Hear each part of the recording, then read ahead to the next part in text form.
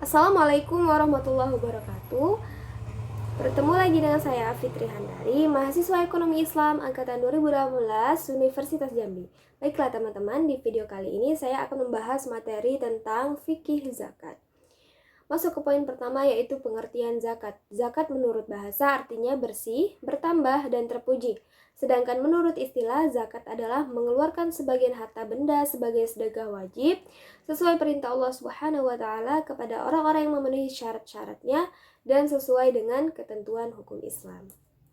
Sumber hukum zakat yang pertama dalam Al-Qur'an, salah satunya Quran Surah Al-Baqarah ayat 43 yang artinya, dan dirikanlah sholat, tunaikanlah zakat, dan rukuklah beserta orang-orang yang rukuk.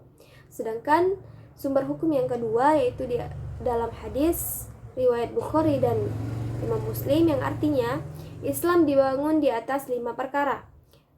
Bersaksi bahwa tidak ada yang berhak disembah melainkan Allah, dan bersaksi bahwa Muhammad adalah hamba dan utusan Allah. Menunaikan sholat, menunaikan zakat, menunaikan haji ke Baitullah, dan berpuasa di bulan Ramadan.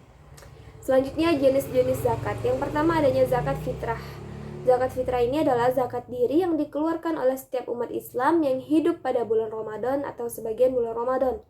Harta yang dikeluarkan dalam zakat fitrah itu adalah makanan pokok menurut tiap-tiap tempat sebanyak 3,1 liter atau 2,5 kg, atau bisa diganti dengan uang senilai 3,1 liter atau 2,5 kg makanan pokok yang harus dibayarkan.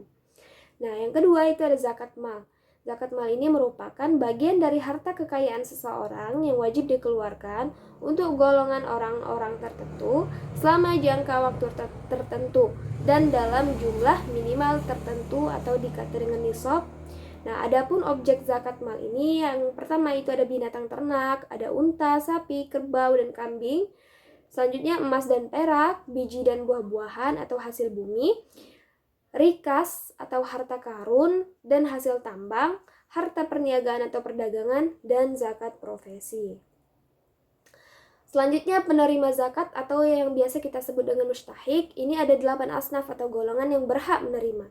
Yang pertama fuqara atau orang-orang fakir. Ini adalah seseorang yang tidak memiliki harta dan kemampuan untuk memenuhi hajat hidupnya. Yang kedua masakin, yaitu orang-orang miskin. Nah, orang-orang miskin ini merupakan orang yang mempunyai pekerjaan namun tetap tidak cukup untuk memenuhi kebutuhan sehari-harinya. Yang selanjutnya riqab, yaitu budak, yang mana hal ini mencakup juga untuk melepaskan muslim yang ditawan oleh orang-orang kafir pada zaman Rasulullah. Yang keempat gharimin, orang yang dililit hutang, yaitu orang yang berhutang karena untuk kepentingan, bukan di jalan maksiat dan tidak sanggup membayarnya. Yang kelima ibnu sabil, yaitu orang yang sedang menempuh perjalanan yang bukan untuk maksiat dan ia mengalami kesengsaraan dalam perjalanannya.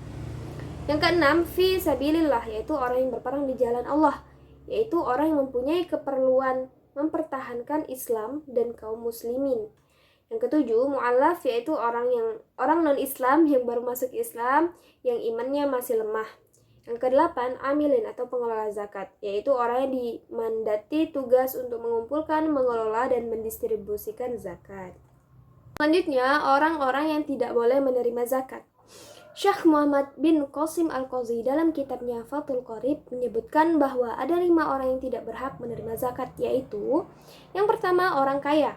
Di dalam hadis riwayat An-Nasa'i dijelaskan tidak ada hak zakat untuk orang kaya dan tidak pula orang yang masih kuat bekerja.